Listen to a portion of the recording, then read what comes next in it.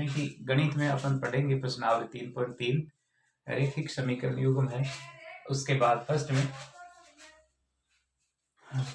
इसको जैसे हमें रैखिक समीकरण होती क्या है, जिस पर जो ये अचर पद है इन पर आपको एक एक घात मिलेगी, इन राशियों पर सब पर। इसका मतलब ये रैखिक समीकरण है। यदि दो घात है तो वो द्विघात समीकरण होती है। इसमें अपन हल करेंगे रैखिक समीकरण युग्म, उसका हल प्राप्त करेंगे। विधि है प्रतिस्थापन विधि। इसमें क्या होता है, x और y का मान ज्ञात करना होता है। जैसे ये दो समीकरण है, पहला और दूसरा, इनको अपन एक नंबर और दो नंबर कह देते हैं, एक नंबर और दो नंबर। इनमें क्या होता है, एक समीकरण से मान निकालकर दूसरी में रखना होता है। चाहे आप दूसरी में से निकालेंगे तो इस पहली में रख दो, या पहली में से निकालकर दूसरी में रख दे।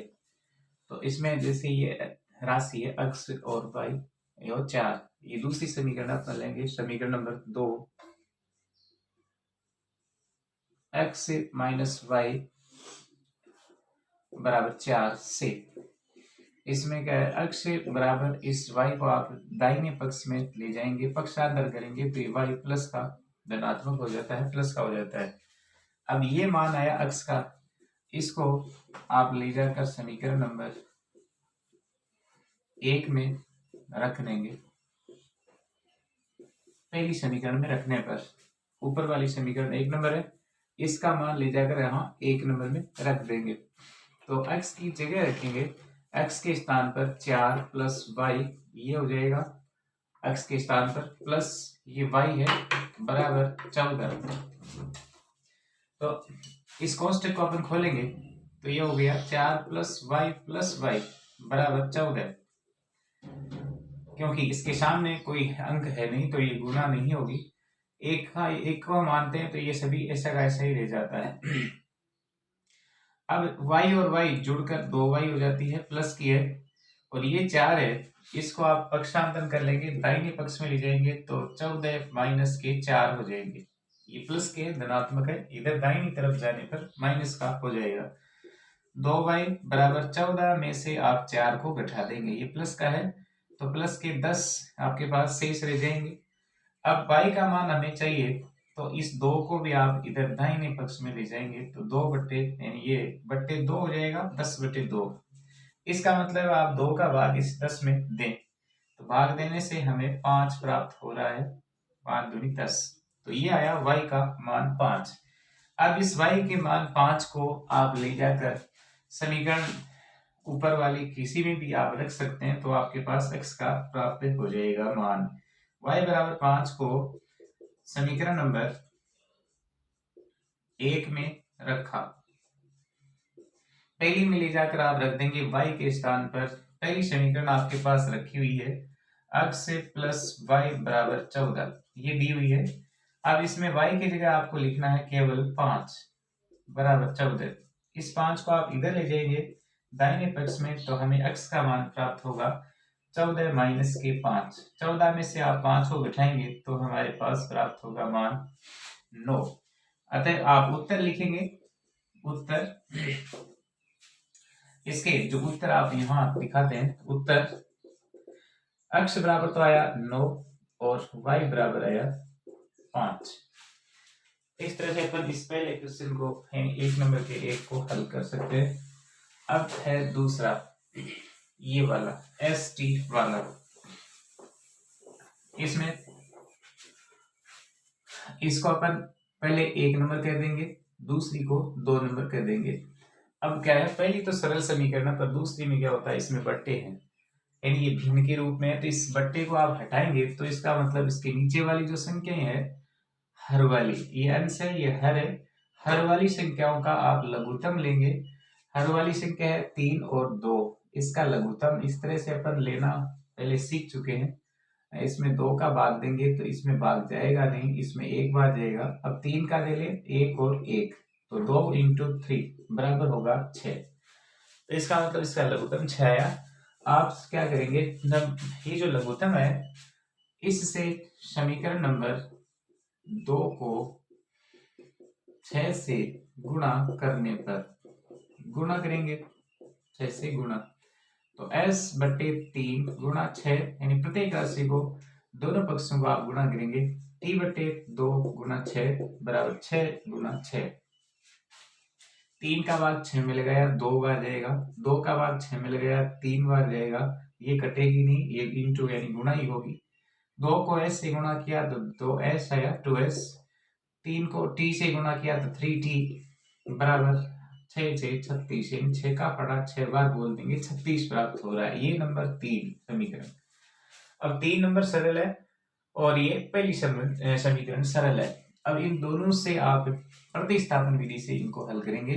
तो पहली समीकरण से समीकरण नंबर 1 से एक ये समीकरण है s माइनस टी बराबर 3। इसमें क्या है, आप इस t को दाहिने पक्ष में ले जाएंगे, अतः हमें s का मान मिल जाएगा s बराबर 3 प्लस के टी। ये माइनस की है, ऋणात्मक है, दाहिने पक्ष में जाने से ये धनात्मक हो जाएगी। तो ये मान हुआ s बराबर 3 प्लस टी। ये मान ले जाकर आप क्या करेंगे, जैसे 1 नंबर में से तो हमने निकाला है, आप क्या करेंगे, इसको आपने सरल की यानी 3 नंबर, इस 3 नंबर में ले जाकर ये मान रख देंगे। तो s बराबर 3 प्लस टी को समीकरण नंबर 3 में रखने पर तीसरी समीकरण में आप रखेंगे। तो ये मान जैसे s की जगह इसमें रखेंगे, यहाँ 2 इंटू एस की जगह आपने लिख दिया 3 प्लस टी प्लस का 3t बराबर 36।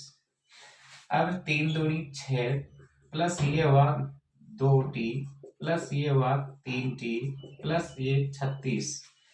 इसको 2 से गुणा कर दिया, 6 2t प्लस 3t बराबर 36। ये 3 और 2 कुल 5t बराबर 36, और ये प्लस के 6 आपके पास पहले से बाएं पक्ष में है ही है।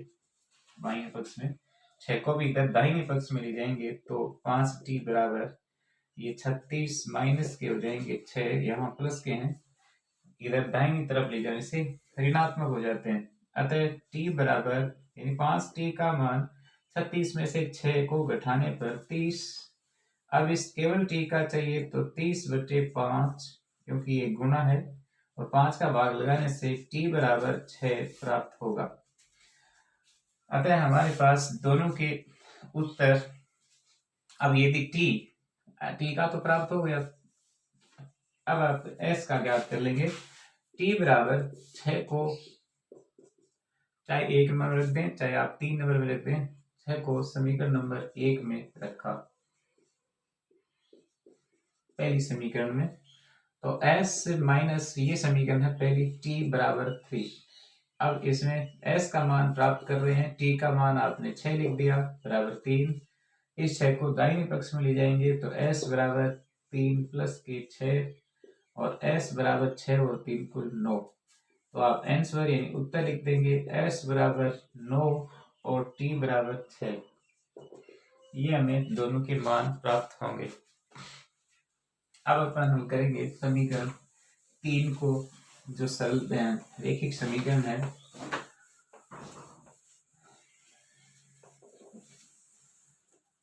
तीन नंबर,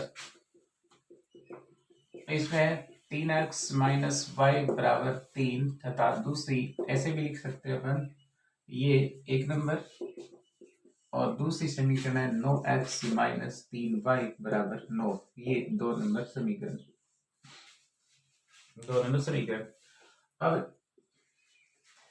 क्योंकि सरल ये है, इस समीकरण से आप इसमें से सरल करने के लिए इसको आप 3 का भाग भी दे सकते हैं। ये सिंपल समीकरण है ही है, इसको आप 3 का भाग देने से, यानी 3 आप कॉमन ले लेंगे तो 3 का भाग 9 में 3 बार, 3 का भाग 3 में 1 बार, और 3 का भाग इस 9 में, सभी में आप भाग देंगे। इसका मतलब इसमें भी 3 गुणा 3 ऐसे कॉमन ले सकते हैं या भाग दे सकते हैं। अब इस 3 से ये 3 कैंसिल हो जाता है। एक तो ये विधि है, और एक आप इस तरह से भी कर सकते हैं कि जैसे 9x/3 माइनस 3y/3 बराबर 9/3, सब में 3 का भाग देने पर, क्योंकि 3 का भाग सब में जा रहा है, 3 का भाग इसमें देंगे तो ये 3x हो जाएगा, इधर 3 का भाग 3 में देंगे तो एक y प्राप्त होगा, और इधर इसमें देंगे तो 3 प्राप्त होगा। ये हमें समीकरण नंबर 3 प्राप्त होगी। अब देखा जाए तो ये और ये समीकरण दोनों एकदम समान है, यहाँ एक y एकदम समान है, इसलिए इनके मान है वो कोई भी मान हो सकता है, हमें सही मान हमें प्राप्त नहीं होंगे। जैसे अपन हल करते हैं पहली समीकरण से, यानी समीकरण नंबर 1 से क्या होता है 3x माइनस के y बराबर 3, ये समीकरण है। अब इस y को आप दाहिने पक्ष में ले जाएंगे तो 3x से बराबर 3 प्लस के y हो जाएंगे, ऋणात्मक है इधर जाने से ये धनात्मक हो जाएगी। अब x से बराबर 3 प्लस y बट्टे 3, ये इंटू है यानी गुणा है, इसका भाग लगेगा। अब ये जो मान है x से बराबर 3 प्लस y बट्टे 3 को आप समीकरण नंबर इस 3 में रखेंगे। 3 में रखने पर अब ये तीसरी समीकरण इसमें अपन ये मान ले जाकर रख देंगे x के स्थान पर, 3 गुना x के स्थान पर लिख दिया 3 प्लस y बटे 3 प्लस यहाँ आ रही एक y माइनस की और बराबर 3। इस 3 से ये 3 कैंसिल हो जाता है और क्योंकि ये ऐसे है मान तो 3 से 3 कैंसिल हो जाता है। अब आप इसको खोलेंगे कोष्टक तो 3 प्लस y माइनस y बराबर 3 ऐसे होगा। अब इस 3 को आप इधर ले जाएं तो ये प्लस का है, इधर जाने से ये ऋणात्मक हो जाता है, y माइनस y बराबर 3 माइनस 3। अब ये माइनस का है और एक प्लस का है तो शून्य बचेगा, इधर भी ये कट जाएगी कैंसिल हो जाएगी, तो हमें कोई उचित मान प्राप्त नहीं हो रहा है। आप इसका x का मान ज्ञात करेंगे तो भी हमें कोई विशेष मान प्राप्त नहीं होगा, उचित मान। इसलिए ऐसी स्थिति क्यों पैदा हुई है, क्योंकि ये दोनों समीकरण सेम है, समान है। जैसे ये भी इसमें पहला पद, इसमें दूसरा पद, तीसरा पद और तीसरा पद दोनों समान होने के कारण इसमें ऐसी स्थिति पैदा हुई कि आप x और y का मान प्राप्त नहीं कर सकते।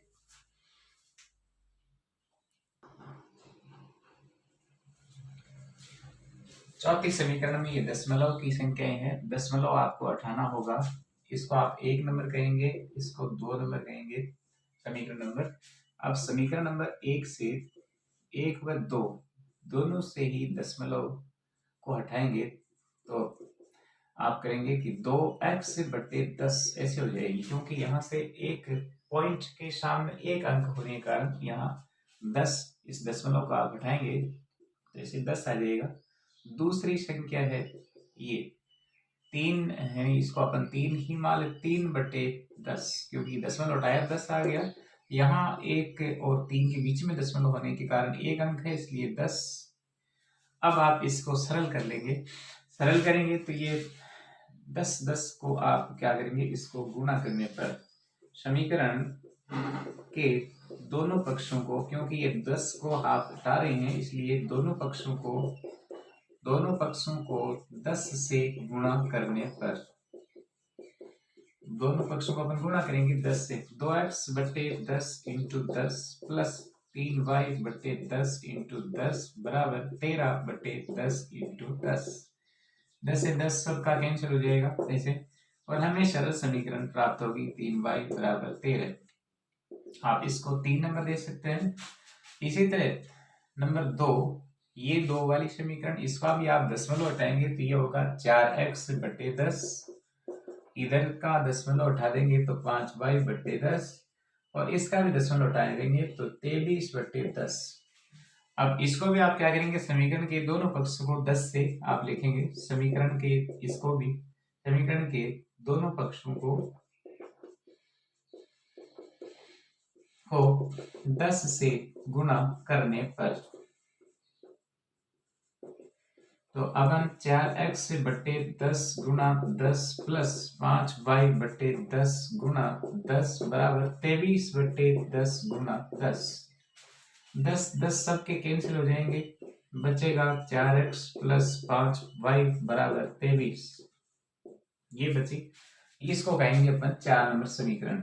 अब 3 और 4 से क्या होता है, हमें प्रतिस्थापन विधि लगानी है, इसलिए इसमें से मान निकाल कर आप इसमें रख सकते हैं, या इसमें से एक चीज का यानी एक पद का, जैसे x है तो इस राशि का मान निकालो, इसमें रख सकते हैं, किसी भी में रख सकते हैं, तो आपको एक मान हमें प्राप्त हो रहा होगा।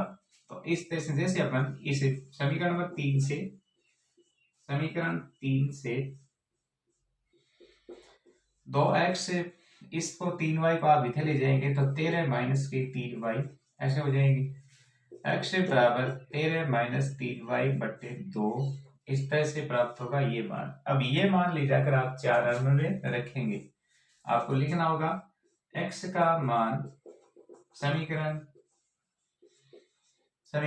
4 में रखने पर, ये जो प्राप्त हुआ x का, इसको अपन रखेंगे 4 में रखने पर,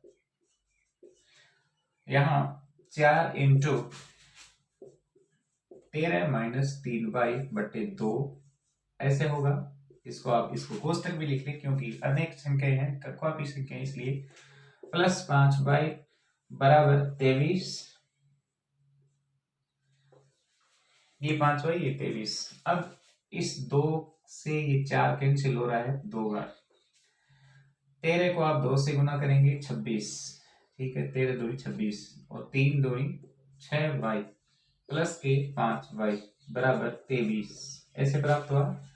अब 6y में से 5y, क्योंकि ये उल्टा चिन्ह है, विपरीत चिन्ह है, 6 में से 5 घटेगा, 1y माइनस का रहेगा, 26 को दाहिने पक्ष में ले जाएंगे, 23 माइनस के 26 हो जाएंगे, माइनस के 26 हो जाएंगे, क्योंकि यहाँ प्लस के हैं, इधर जाने से 26 ऋणात्मक हो जाते हैं। तो माइनस के y बराबर माइनस का 1y इधर हो गया, 26 में से 23 को घटाएंगे तो हमें प्राप्त होगा माइनस के 3।